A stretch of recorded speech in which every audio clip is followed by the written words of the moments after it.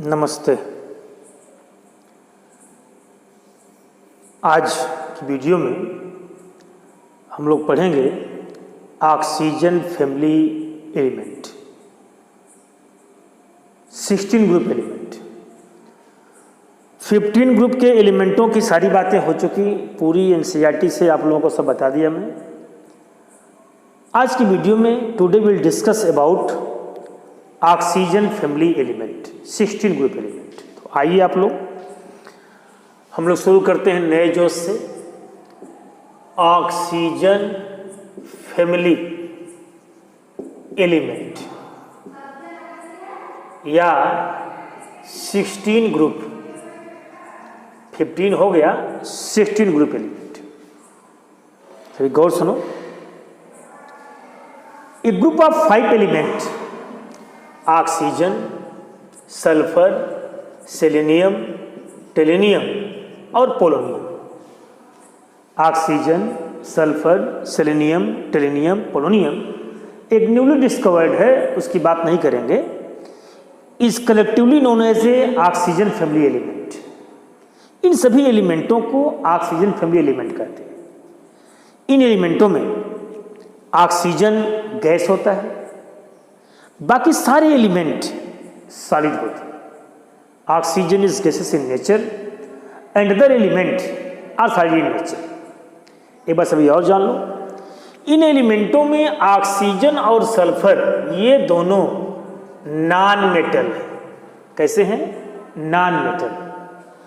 Sulphur और selenium ये दोनों मेटलॉयड। कैसे हैं? मेटलॉयड। और polonium is radioactive in nature.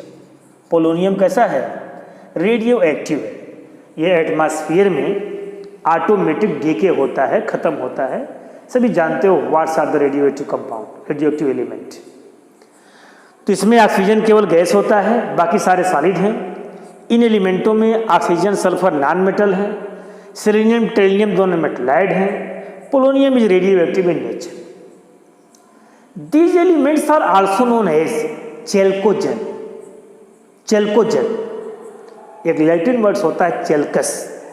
चेल्कस से ये chalcogen कहा गया because these are the ore forming element.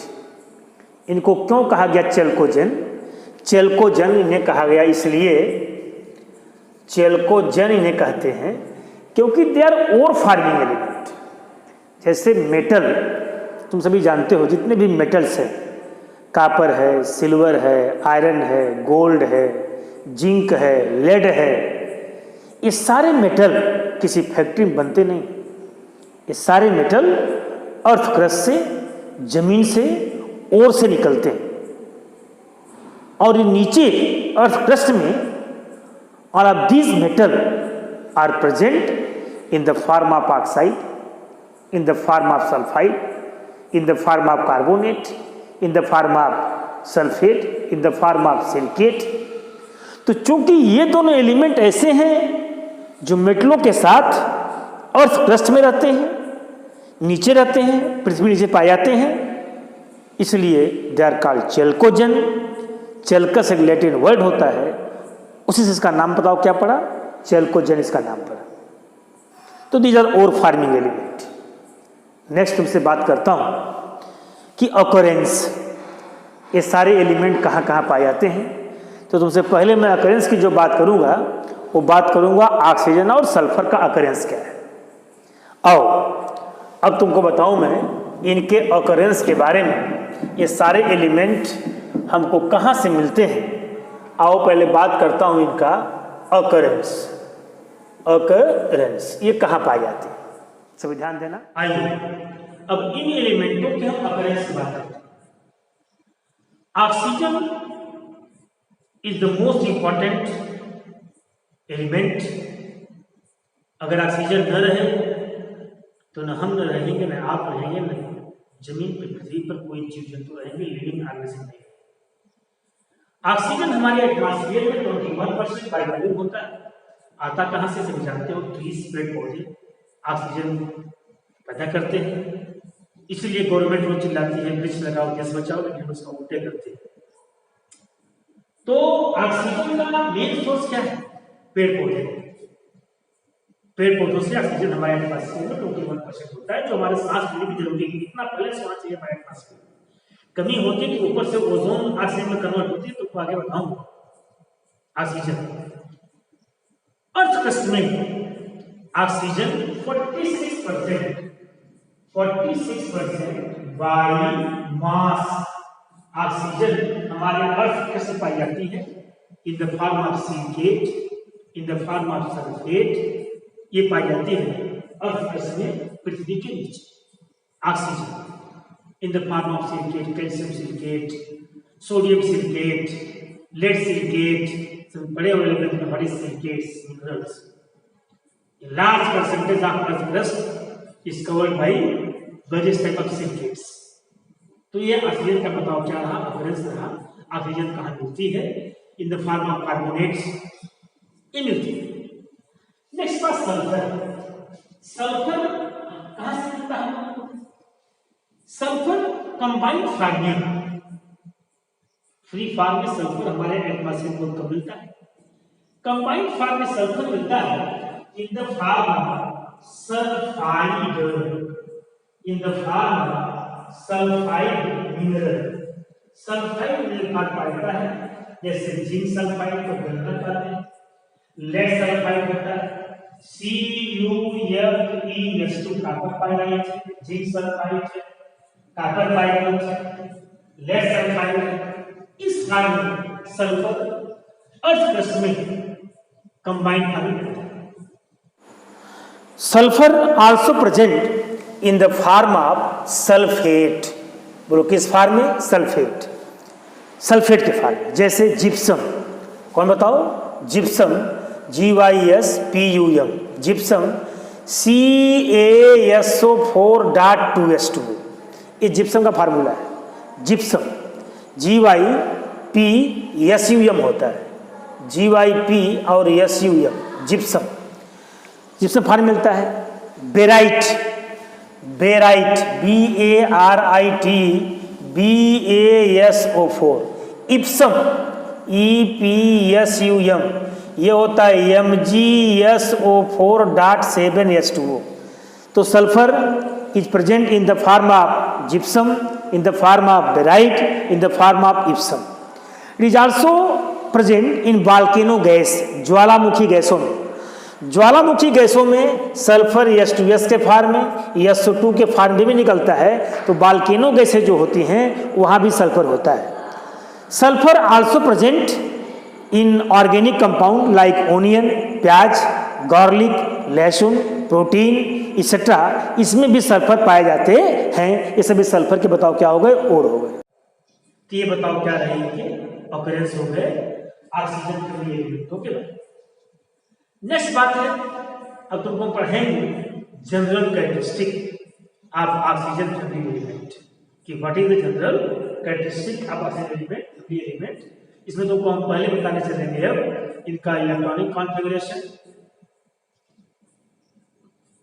इसमें आपको बताने चलेंगे इसका हम इलेक्ट्रॉनिक कॉन्फ़िगरेशन, इनकी वैलेंसी, इनकी ऑक्सीडेशन स्टेट, इनके इलेक्ट्रॉन के एंथैल्पी, इनका पोटेंशियल, इनके ऑक्साइड, इनके सल्फाइड, ये सारी बातें आगे की वीडियो में। Next we will discuss about general characteristic of oxygen family element. Number 1 electronic configuration. Electronic configuration सभी देखो इधर, oxygen 1s2 2s2 2p4, 1s2 2s2 2p6 3s2 3p4, last में यहाँ पे आएगा 4s2 4p4, यहाँ पे आएगा 5s2 5p4, लास्ट में आएगा 6s2 और 6p कितना बताओ 4। Then we can say that the outermost shell electronic configuration of this element is NS2 NP4। इन सभी एलिमेंटों के आउटर सेल का इलेक्ट्रॉनिक कॉन्फ़िगरेशन NS2 NP4 होगा। इसके आउटर में कुल मिला के 6 इलेक्ट्रॉन हैं, सभी ध्यान देना। 6 में से 2 s ऑर्बिटल में हैं, अब 4 कहाँ हैं? p ऑर्बिटल में हैं। इस बात को कोई भूलना मत। तो ऑल ऑफ दीज एलिमेंट है NS2 NP4 electronic configuration in their outermost shell. Outer में 6 इलेक्ट्रॉन हैं, 6 में से 2 कहाँ हैं? s ऑर्बिटल में है और 4 कहाँ बताओ है p ऑर्बिटल में है। तो they have a ns2 np6 electronic configuration. सभी एनसीईआरटी देखो। इसके बाद है एटॉमिक एंड आयनिक रेडियाई। सभी देखो इधर, हम सभी जानते हैं कि सल्फर, सेलेनियम, टेलिनियम, पोलोरियम और पता इसके पहले कौन है ऑक्सीजन। हम जानते हैं कि टॉप से बॉटम जाने पर नंबर ऑफ सेल क्या होते हैं इंक्रीज करते हैं। तो we can say that their atomic and ionic radii increases regularly from top to bottom. यानी टॉप से बॉटम जाओगे तो इनकी एटॉमिक और आयनिक रेडियाई बताओ क्या करेगी, इंक्रीज करेगी। नेक्स्ट स्टडी देखो, प्रॉपर्टी नेक्स्ट इसकी है आयनाइजेशन एंथैल्पी। एटॉमिक रेडियाई के बाद आयनाइजेशन एंथैल्पी है या आयनाइजेशन पोटेंशियल है। देखो ये इनके आउटर सेल का कॉन्फ़िगरेशन NH2 होता है। इसके S में 2 इलेक्ट्रॉन होते हैं, P में बताओ कितने इलेक्ट्रॉन होते हैं, 4 इलेक्ट्रॉन होते हैं। इनकी आयनाइजेशन पोटेंशियल नाइट्रोजन फैमिली के एलिमेंटों के आयनाइजेशन पोटेंशियल से कम होता है, जबकि इसको अधिक होना चाहिए। आप सभी जानते हो, सभी यहाँ देख लो पहले, जैसे हम लोग पढ़ते हैं कार्बन, नाइट्रोजन, ऑक्सीजन, फ्लोरीन, है ना, नियान, ये सभी एक ग्रुप के हैं, सॉरी एक पीरियड के हैं। यहाँ पे सिलिकॉन, फास्फोरस, सल्फर, क्लोरीन और आर्गन। हम जानते हैं कि लेफ्ट से राइट जाने पर आयनाइजेशन पोटेंशियल की वैल्यू इंक्रीज करती है। तो इस ऑक्सीजन की आयनाइजेशन पोटेंशियल इससे अधिक होना चाहिए नाइट्रोजन से, सल्फर की फास्फोरस से अधिक होना चाहिए। लेकिन due to the presence of half filled p orbital the nitrogen family element has highest ionization potential as compare to oxygen family. ये तुम्हारी एनसीईआरटी में क्वेश्चन भी है। तुम्हारी एनसीईआरटी में, सभी एनसीईआरटी खोलना, तो तुम्हारी एनसीईआरटी में एग्जांपल क्वेश्चन है। वो क्या क्वेश्चन है कि element of the group 16 generally show lower value of first ionization potential enthalpy as compare to the corresponding period of group 15 Y.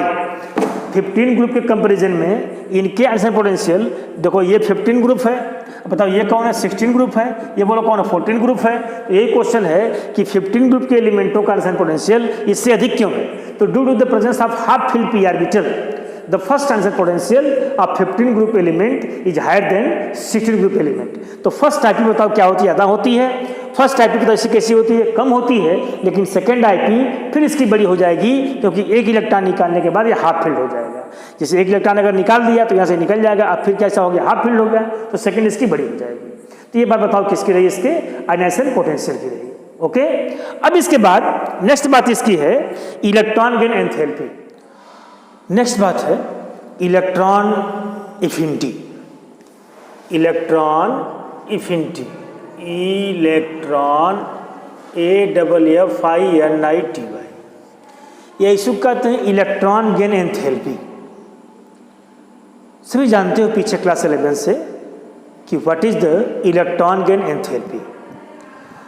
किसी भी न्यूट्रल गैसियस एटम, मान लो न्यूट्रल है, गैसियस है, एटम है, इसके आउटर सेल में एक एक्स्ट्रा इलेक्ट्रॉन ऐड करने पर ये एनायन बनता है। और बताओ यहाँ से क्या निकलती है, ENGR, एनर्जी। यहाँ से क्या निकलती है, एनर्जी।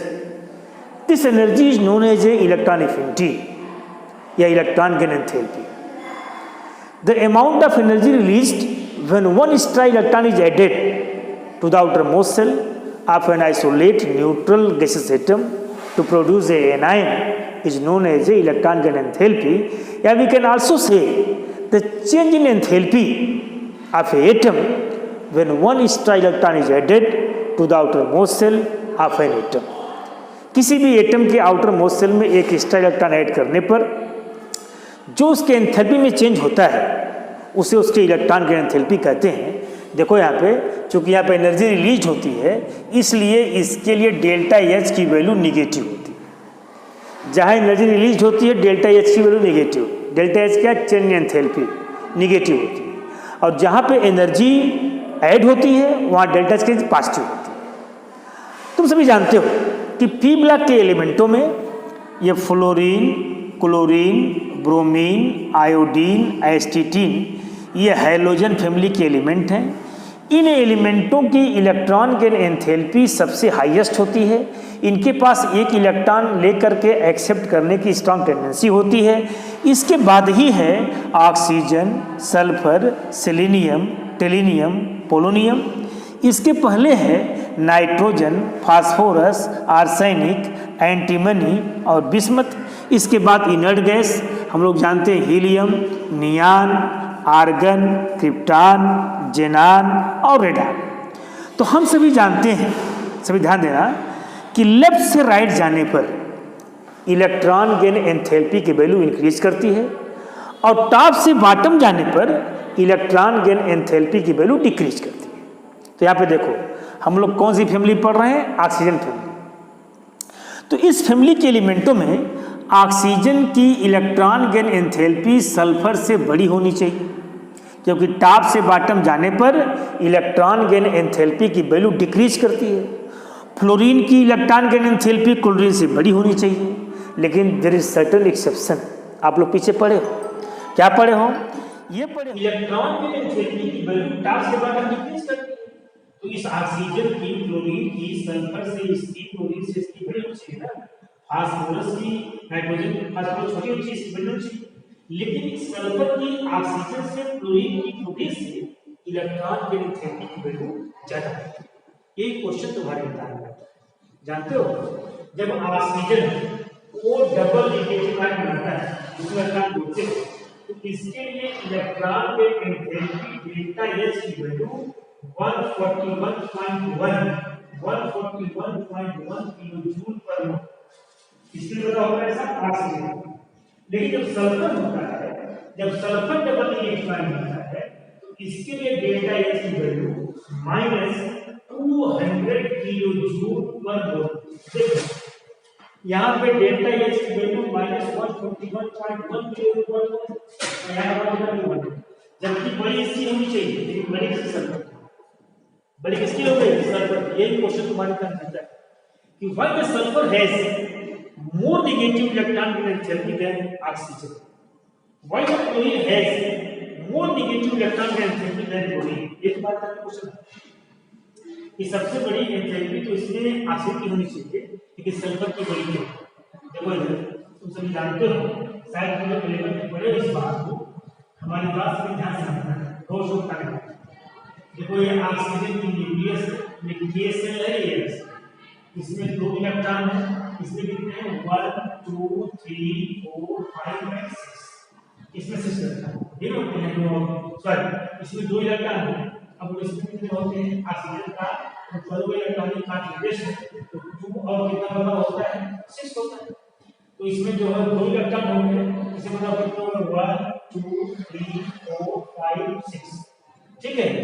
सल्फर की न्यूक्लियस 2 8 and 6, जब यहाँ पे 2 हो गए, यहाँ पे 1 1 2 3 4 5 and 6।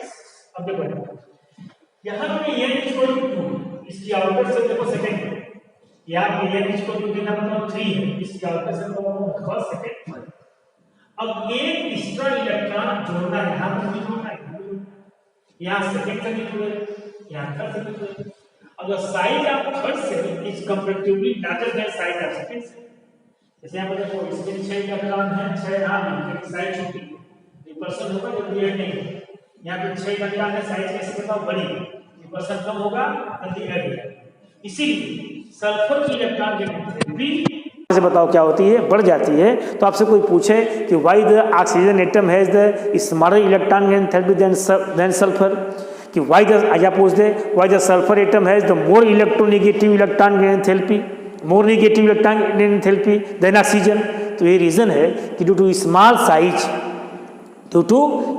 Size oxygen atom has less negative electron gain enthalpy as compare to, क्या बताओ? सल्फर। सही भूलना मत, इसको याद रखना। इस सेकंड थर्ड पीरियड के एलिमेंटों की इलेक्ट्रॉन गेन एंथैल्पी सेकंड से बड़ी होती है, जबकि सेकंड की बड़ी होनी चाहिए। एक एक्सेप्शन है, सल्फर की बड़ी होती है ऑक्सीजन से, क्लोरीन की बड़ी होती है फ्लोरीन से, फास्फोरस की बड़ी होती है किससे बताओ? नाइट्रोजन से। ड्यू टू स्मॉल साइज है, इलेक्ट्रॉन छोटे साइज में डेंस है।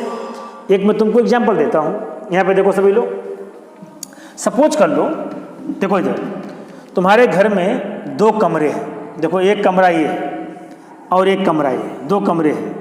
इस कमरे में 2 चारपाई पड़ी है। क्या चारपाई है बताओ? 2 चारपाई, और 2 चारपाई इस कमरे में पड़ी है। अब मान लो कोई मेहमान आ गया तो उसकी चारपाई तुम किस में डालोगे? बड़े वाले में, छोटे वाले में? बड़े वाले में। क्या छोटे वाले में नहीं डाल पाओगे? यहाँ भी पड़ जाएगी वो चारपाई, थर्ड चारपाई मेहमान के लिए यहाँ भी पड़ जाएगी, यहाँ भी पड़ जाएगी, लेकिन इस सो कंजस्टेड। अब ये कंजस्टेड नहीं है, बस वही बात है। ये कमरा छोटा है, ये कमरा बड़ा है, 6 यहाँ भी, 6 यहाँ भी है, यहाँ पे इलेक्ट्रॉन को ऐड कराओगे, सो कंजस्टेड है, यहाँ पे कंजस्टेड नहीं है, इसलिए यहाँ पे जल्दी ऐड हो जाएगा। तो बताओ इसकी इफिनिटी क्या हो जाएगी? बढ़ जाएगी। अब हिम्मत कहना हमसे कि सर नीचे वाले कमरा तो और बड़ा है, लेकिन उसकी क्या होगा ना कि इनर सेल उसकी रिपल करेंगे तो घट जाएगी। इसीलिए ऑक्सीजन की इफिनिटी तो सल्फर से कैसी होती है? छोटी होती है। सल्फर बताओ कैसी होती है? बड़ी होती है। नेक्स्ट है एटॉमिक सिटी। क्या है बताओ? एटॉमिक सिटी, एटॉमिक CIT है, एटॉमिक सिटी, SIT हो जाता है। सुनो जी, इन एलिमेंटों में ऑक्सीजन डायटॉमिक होता है, लेकिन अदर एलिमेंट ऑक्टा एटॉमिक होते हैं। इनके 8 एटम मिलके एक मॉलिक्यूल बनाते हैं। सल्फर 8 एटम होता है, ऑक्सीजन, सल्फर, टेलिनियम 8 एटम, इसके 8 एटम मिलके इसका एक मॉलिक्यूल बनाते हैं और ऑक्सीजन डायटॉमिक होता है। ऑक्सीजन गैस होता है, बाकी सारे बताओ कैसे होते हैं? सॉलिड होते हैं। अभी तुम्हारे सामने क्वेश्चन आता है कि why the oxygen is gas but other is solid. देखो ऑक्सीजन डायटॉमिक होता है due to small size, high electronegativity, it has ability to form P pi bond. तुम सभी जानते हो कि ऑक्सीजन में O डबल बॉन्ड O होता है, इसमें एक बॉन्ड सिग्मा, बताओ एक बॉन्ड कैसा है? पाई है। इसके आउटर में इलेक्ट्रॉन कुल 6 होते हैं। देखो यहाँ पे 2 बॉन्ड बना लिए, इधर से 2 बॉन्ड यहाँ बनाए, 6 हो गए। इसमें एक बॉन्ड सिग्मा, एक बॉन्ड पाई है। और जो पाई बॉन्ड बना, इस पाई बॉन्ड के बनने में इसके दोनों p ऑर्बिटल हैं। So this pi bond is called p pi bond. I mean to say that oxygen atom has a tendency to form p pi bond. So due to small size, formation of p pi bond, oxygen is gas and other atom are solid in nature. Oxygen is diatomic होता है। ये p pi bond सभी समझते हो ना? इसके दोनों p orbital participate कर रहे हैं बॉन्ड फॉर्मेशन में, हेड टू टेल। तो कहते हैं ये बॉन्ड कैसा बताओ? p pi बॉन्ड है। तुम सभी जानते हैं इस बात को। आगे देखो, सल्फर होता है डायटॉमिक, टेलियम भी डायटॉमिक है। सल्फर के पास p पाई बॉन्ड फॉर्म करने की टेंडेंसी नहीं होती है, साइज बड़ी होने के कारण। Sulphur can form p pi bond, और सल्फर ऑक्टा एटॉमिक होती है। इसकी स्टैगर्ड लाइक स्ट्रक्चर होती है, इस तरह से देखो होती है। इस सल्फर की स्ट्रक्चर कुछ ऐसे होती है, सल्फर ऐसा बनता है, इस टाइप की स्ट्रक्चर सल्फर की बनती है। ऑक्टा एटॉमिक 1 2 3 4 5 6 7 और देखो यहीं पे बनता है 8। ये देखो सल्फर की ऐसी बनती स्ट्रक्चर है, स्टैगर्ड होती है। इसमें सल्फर के आउटर में इलेक्ट्रॉन बोलो कितने होते हैं? 6 होते हैं। देखो 2 बॉन्ड बनाए हैं और इसमें एक सल्फर पर sp3 टाइप का हाइब्रिडाइजेशन होता है। It has a s8 structure 1 2 3 4 5 6 7 8। तो इसकी बनती स्टैगर्ड स्ट्रक्चर बनती है सल्फर की। ये ऑक्टा एटॉमिक है, बट बताओ ऑक्सीजन कैसा है? ये डायटॉमिक है। तो ये बात तुम्हारी हो गई इसकी एटॉमिसिटी। ऑक्सीजन गैस है, बाकी पर सब कैसे हैं? सॉलिड। नेक्स्ट है property of catenation. Property of catenation, properties of catenation. Do you know what is the property of catenation? To linking the chain of same element. Same एलिमेंटों की chain को लिंक कर देना कहलाता है प्रॉपर्टी ऑफ कैटेनेशन। तो पढ़े हो carbon element has a highest property of catenation. तो देखो इधर कैटेनेशन मतलब सेम एटम की चेन बनना, जैसे H2O2 बनता है हाइड्रोजन पेरोक्साइड। देखो इसमें O के बीच बॉन्ड बना कि नहीं बना? ऐसे ही बनता है H2S2 बनता है, H2S3 बनता है, H2S4 बनता है। देखो H, है देखो H,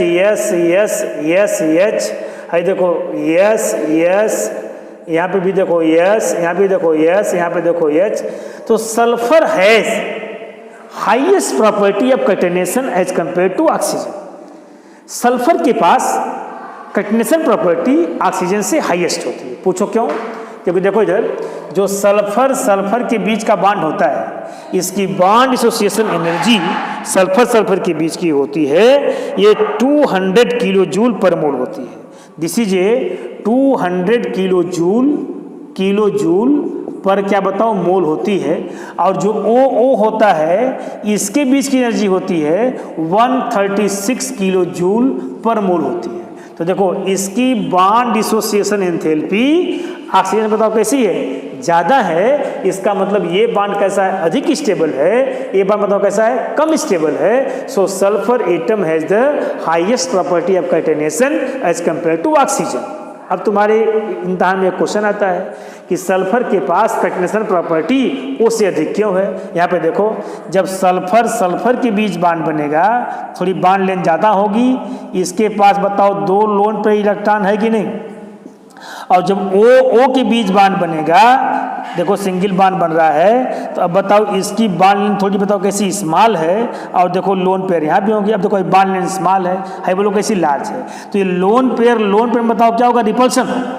तो जब लोन पेयर में रिपल्शन होगा, तो साइज चूंकि स्मॉल है, तो लोन पेयर में रिपल्शन बताओ कैसा होगा? मैक्सिमम होगा। अब बताओ इसमें कैसा होगा? कम होगा, क्योंकि साइज बड़ी है। तो हाई रिपल्शन से बताओ स्टेबिलिटी क्या हो जाएगी? इससे कम हो जाएगी। भाई यहाँ पे साइज छोटी ना, तो लोन पेयर 2 बचेंगे नहीं बचे इसके। आउटर में 6 होते हैं, 2 बांध है, देखो यहाँ बांध बनाया है, देखो यहाँ बांध बनाया है, यहाँ बांध बनाएगा, यहाँ बांध बनाएगा। तो लोन पेयर में रिपल्सन होगा, बांध लेंथ छोटी, रिपल्सन ज़्यादा है।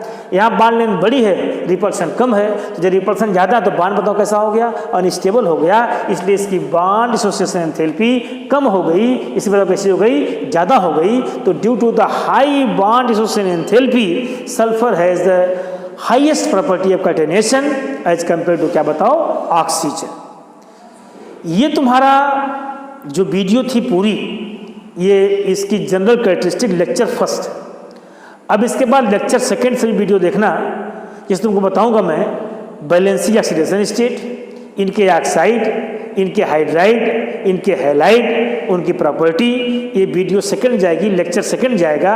ये लेक्चर फर्स्ट था जनरल कैरेक्टरिस्टिक का, इसके बाद लेक्चर सेकंड जाएगा जनरल कैरेक्टरिस्टिक का। उसको मैं तुमको अगली वीडियो में दिखाऊंगा। इस वीडियो को सभी लाइक करो, सब्सक्राइब करो और अपने दोस्तों को भेजो। सभी इससे खूब सीखो। सामने NCERT खोल के रखना, सबको बात समझ में आएगी। बहुत बहुत धन्यवाद।